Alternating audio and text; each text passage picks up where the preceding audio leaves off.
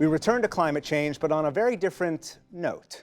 Valerie Kern of Alaska Public Media explores how one artist is examining the melting of glaciers to create music.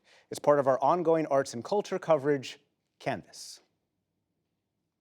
I was out recording the wind sounds, and it was really snowy and icy, and I came back down, into the building, and I was just covered in like ice on my beard and snow, and my everything was frozen up, and someone said, "Matthew, what are you doing?"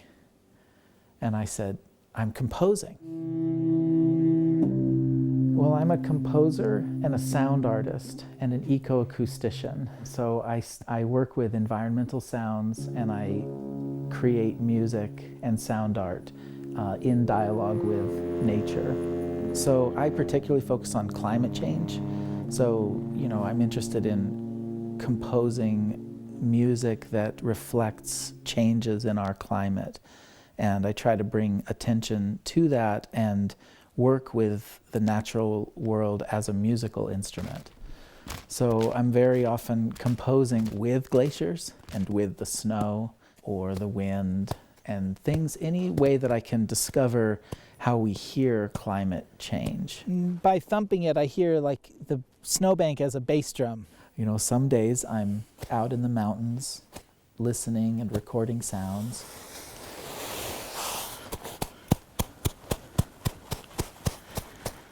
There are days where I sit at the computer programming. There are days when I sit at a music paper writing music. No, it's never dull. I made an album called Glacier Music. It's published. So it kind of fixes in time snapshots of these glaciers. As the glaciers are retreating, they go through a rapid kind of time of retreat, and that has a certain sonic signature.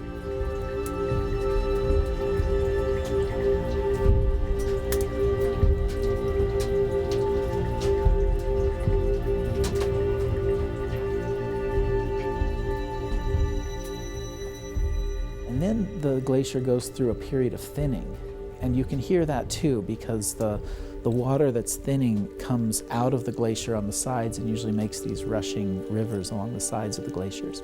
That sound to me is a signature sound of a glacier that's in advanced retreat.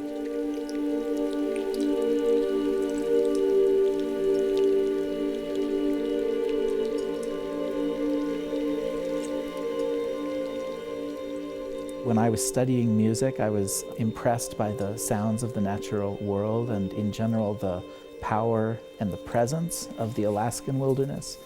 And so I naturally made music with those things. As I got older, the environment started changing, and I started hearing those changes in the sounds that I loved.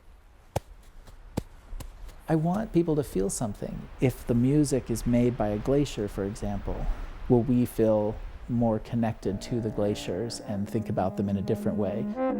Through composing these pieces, we're kind of documenting the world now, and in the future, maybe the glacier like Matanuska will sound very different, if it sounds at all. And I still hope that we can change that the glaciers won't disappear. It's stressful to think about, 1 million species of animals becoming extinct in the next few years, to think about all the Arctic animals that are among those million. Like, what can I do to help with that? Is the music really going to stop the extinctions? No, it's not. Maybe the music can be used in a kind of joined science, policy, art discourse that does change that in some way.